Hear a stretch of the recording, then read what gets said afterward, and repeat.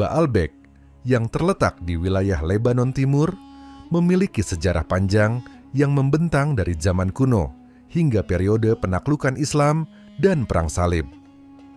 Sebelum pengepungan oleh umat Islam pada tahun 1110 Masehi, kota ini sudah menjadi pusat penting secara agama, politik, dan militer di kawasan Timur Tengah.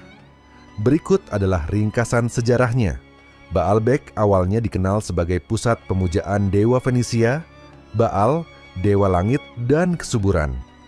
Namanya berasal dari Baalbek, yang berarti kuil Baal di lembah Baka'a. Kota ini berkembang sebagai pusat keagamaan dan perdagangan di lembah yang subur. Setelah penaklukan oleh Alexander Agung pada 333 sebelum Masehi, kota ini dihelenisasi dan dikenal dengan nama Heliopolis, kota matahari. Di bawah pemerintahan dinasti Ptolemaik dan Seleukia, Baalbek mengalami perkembangan arsitektur dengan pengaruh Yunani. Kuil-kuil besar mulai dibangun untuk menghormati dewa-dewa seperti Zeus, Hermes, dan Afrodite. Pada tahun 64 sebelum Masehi, Pompeius Magnus menaklukkan wilayah Suriah, termasuk Baalbek, dan menjadikannya bagian dari provinsi Romawi di Suriah. Kaisar Romawi seperti Augustus dan Septimius Severus memulai proyek-proyek besar pembangunan di kota ini. Kompleks kuil Jupiter, kuil Bacchus, dan kuil Venus dibangun dengan megah. Baalbek menjadi salah satu kompleks keagamaan terbesar di Kekaisaran Romawi. Baalbek tidak hanya menjadi pusat religius, tetapi juga titik penting dalam jalur perdagangan antara Suriah, Mesopotamia, dan Laut Tengah. Setelah Kekaisaran Romawi terbagi, Baalbek berada di bawah kekuasaan Kekaisaran Bizantium. Kaisar Bizantium seperti Theodosius pertama memerintahkan penutupan kuil pagan dan mengubah beberapa di antaranya menjadi gereja Kristen. Pengaruh Kristen semakin kuat di wilayah tersebut. Pada awal abad ke-7, wilayah Baalbek menjadi medan pertempuran antara Kekaisaran Bizantium dan Kekaisaran Sasania Persia. Tahun 614 Masehi, pasukan Sasania di bawah Khosrau kedua menaklukkan sebagian besar Suriah, termasuk Baalbek. Setelah Bizantium memulihkan kendali pada 628 Masehi, kota ini mengalami kerusakan yang signifikan akibat perang tersebut. Pada tahun 636 Masehi, pasukan Muslim di bawah komando Khalid bin Walid dan Abu Ubaidah ibn al-Jarrah menaklukkan Baalbek setelah kemenangan besar di pertempuran Yarmuk. Kota ini menyerah secara damai dan penduduknya dikenakan pajak jizyah. Baalbek menjadi bagian dari provinsi Damaskus di bawah kekhalifahan Rashidin. Di bawah dinasti Umayyah, Baalbek mengalami pemulihan dan beberapa benteng diperkuat. Di era Abbasiyah, kota ini terus berkembang sebagai pusat militer dan perdagangan.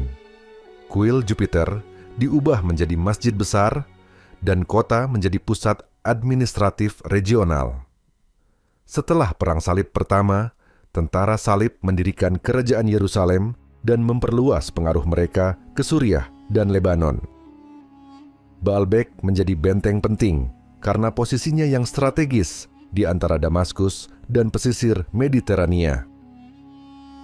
Pada tahun 1110 Masehi, pasukan Salib di bawah pimpinan Raja Baldwin pertama dari Yerusalem mengepung Baalbek.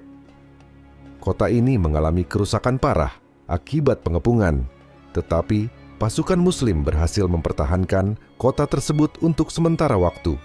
Namun, situasi terus bergejolak dan kota itu berpindah tangan beberapa kali antara Muslim dan tentara Salib dalam dekade berikutnya. Baalbek dilindungi oleh benteng besar yang dibangun di atas reruntuhan kuil Romawi.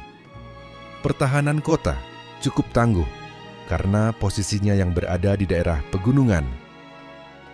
Kota ini masih menjadi pusat perdagangan penting di antara pedalaman Suriah dan Laut Tengah. Penduduknya terdiri dari Muslim, Kristen, dan beberapa komunitas kecil Yahudi. Konflik internal di antara para penguasa Muslim lokal, terutama antara dinasti Fatimiyah dan penguasa lokal di Damaskus, melemahkan pertahanan kota. Baalbek memiliki sejarah panjang sebagai pusat keagamaan, militer, dan perdagangan yang penting sejak zaman Fenisia, Helenistik, Romawi, hingga Bizantium. Sebelum pengepungan oleh umat Islam pada tahun 1110, kota ini sudah mengalami penaklukan berulang kali, tetapi tetap mempertahankan peran strategisnya di kawasan Timur Tengah.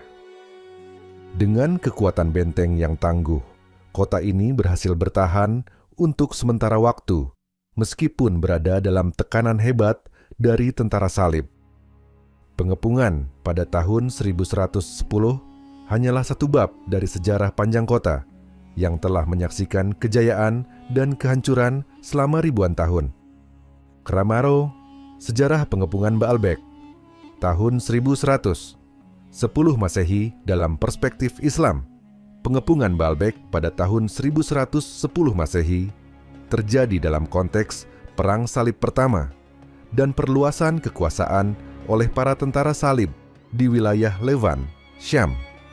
Baalbek, sebuah kota yang strategis di lembah Bekaa, Lebanon, merupakan benteng penting bagi umat Islam dan memiliki nilai militer serta ekonomi yang signifikan. Setelah kemenangan besar tentara salib dan pendirian kerajaan Yerusalem pada tahun 1099 Masehi, para pemimpin salib, termasuk Balduin pertama, berusaha memperluas wilayah mereka ke pedalaman Suriah dan Lebanon. Baalbek dengan lokasi strategisnya antara Damaskus dan Tripoli menjadi target penting bagi pasukan salib. Baalbek adalah bagian dari wilayah yang dikuasai oleh dinasti Seljuk di bawah otoritas penguasa Damaskus. Kota ini berfungsi sebagai benteng pertahanan penting yang melindungi rute menuju Damaskus dan menjadi pusat perdagangan serta pertanian di lembah Bekaa. Wilayah Damaskus dan Baalbek berada di bawah kendali penguasa Seljuk, meskipun ada perselisihan internal antara penguasa lokal yang melemahkan persatuan Muslim di wilayah tersebut. Sultan Muhammad pertama dari dinasti Seljuk adalah penguasa tertinggi, tetapi otoritasnya di wilayah ini lemah. Pada tahun 1110 Masehi, Raja Balduin pertama dari Yerusalem memimpin ekspedisi militer untuk merebut Baalbek. Balduin memanfaatkan kelemahan internal di antara para penguasa Muslim di wilayah Suriah dan Damaskus.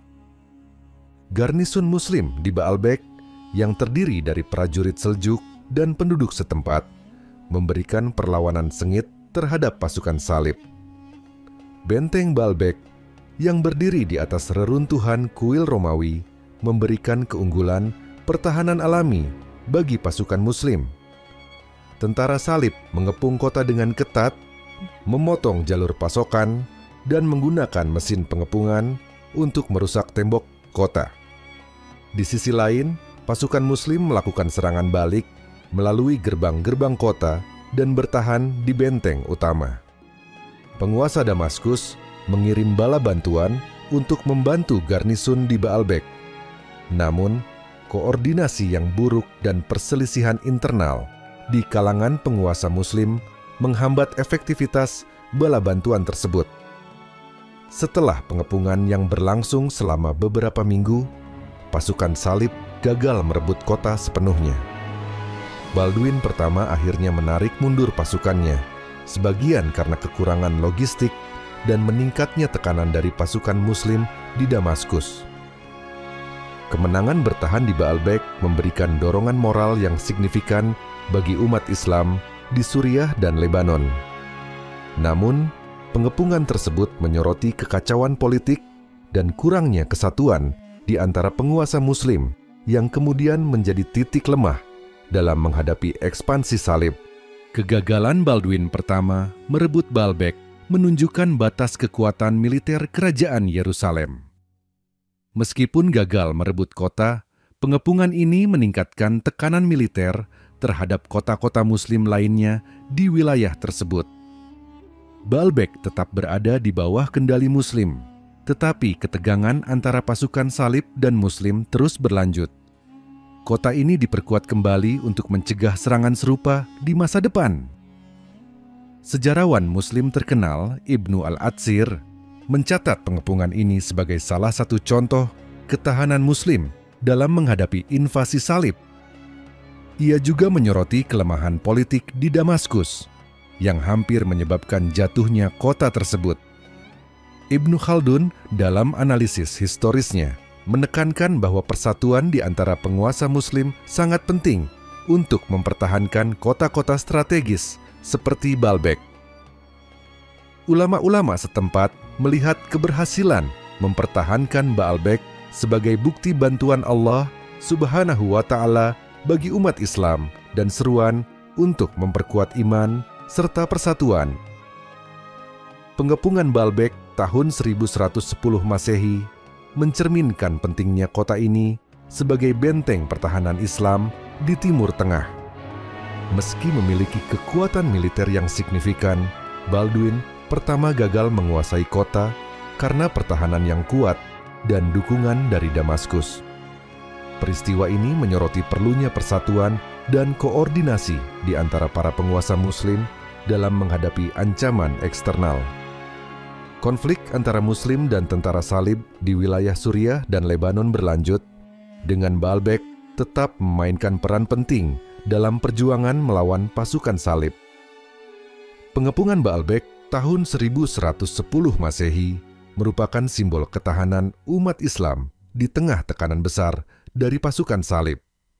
Kota ini tetap menjadi benteng penting yang melindungi jalur menuju Damaskus dan menandai salah satu episode penting dalam sejarah Perang Salib di Timur Tengah. Tanung Peras, kondisi Baalbek pada penaklukan oleh umat Islam. Tahun 1110 versi Islam. Pada tahun 1110 Masehi, Baalbek mengalami masa krusial di tengah-tengah konflik Perang Salib pertama. Meskipun serangan tentara salib di bawah pimpinan Raja Balduin pertama dari Yerusalem tidak berhasil merebut kota ini, kondisi Baalbek saat itu mencerminkan ketahanan, kelemahan struktural politik, dan signifikansi strategis kota tersebut dalam konteks pertahanan umat Islam. Baalbek terletak di Lembah Bekaa, sebuah dataran subur yang berada di antara pegunungan Lebanon dan pegunungan anti-Lebanon. Kota ini berada di jalur penting yang menghubungkan Damaskus, Tripoli, dan pesisir Mediterania. Benteng Baalbek berdiri di atas reruntuhan kuil Romawi kuno, dengan dinding batu yang tebal dan posisi yang sulit ditembus.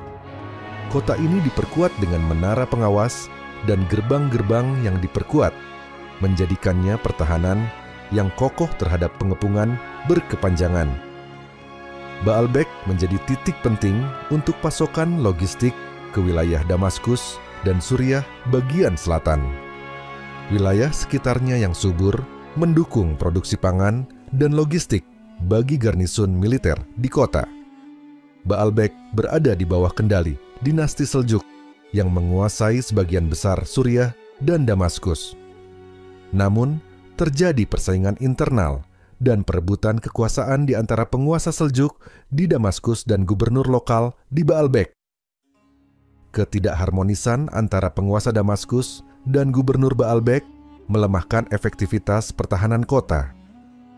Beberapa panglima militer enggan bekerja sama penuh, meskipun memahami pentingnya mempertahankan kota ini. Baalbek sangat bergantung pada Damaskus untuk pasokan bala bantuan militer dan dukungan logistik. Namun, bantuan dari Damaskus seringkali datang terlambat akibat ketidakefisienan komunikasi dan ketidakstabilan politik. Kota ini dijaga oleh pasukan Muslim yang berpengalaman, terdiri dari prajurit Seljuk dan sukarelawan lokal. Mereka memiliki pengetahuan mendalam tentang medan pertempuran lokal dan titik lemah benteng. Struktur benteng kuno yang kuat memberikan keunggulan strategis bagi pasukan Muslim dalam menghadapi mesin pengepungan tentara salib. garnisun melakukan serangan balik secara periodik untuk mengganggu pengepungan. Meskipun benteng kuat, pengepungan yang berkepanjangan mulai mempengaruhi ketersediaan makanan, air, dan amunisi. Ketergantungan pada pasokan dari luar kota menempatkan Baalbek dalam posisi yang rentan jika jalur suplai terputus. Penduduk Baalbek terdiri dari Muslim, Kristen, dan komunitas kecil Yahudi yang hidup berdampingan di bawah pemerintahan Muslim. Penduduk sipil seringkali menjadi korban utama dalam pengepungan, dengan banyak yang menderita kelaparan dan penyakit. Aktivitas ekonomi di Baalbek yang bergantung pada perdagangan dan pertanian sangat terganggu akibat pengepungan dan konflik bersenjata. Pajak yang tinggi untuk mendanai pertahanan kota juga membebani penduduk setempat. Para ulama dan pemimpin masyarakat mendorong penduduk untuk tetap bertahan dan bersabar, menganggap perlawanan sebagai bagian dari jihad fi sabilillah, perjuangan di jalan Allah Subhanahu wa Ta'ala. Doa bersama dan khutbah Jumat seringkali digunakan untuk memompa semangat moral, menyoroti bagaimana ketidakstabilan politik di Damaskus berkontribusi pada lemahnya dukungan terhadap Baalbek. Ia memuji keberanian pasukan Muslim di Baalbek yang tetap bertahan meskipun dikepung dengan ketat.